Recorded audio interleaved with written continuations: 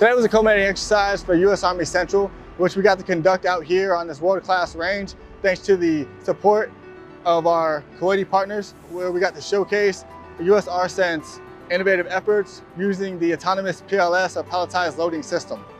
For this demonstration, we had 2 vehicles, and we would demonstrate how it can go forward as well as off-road.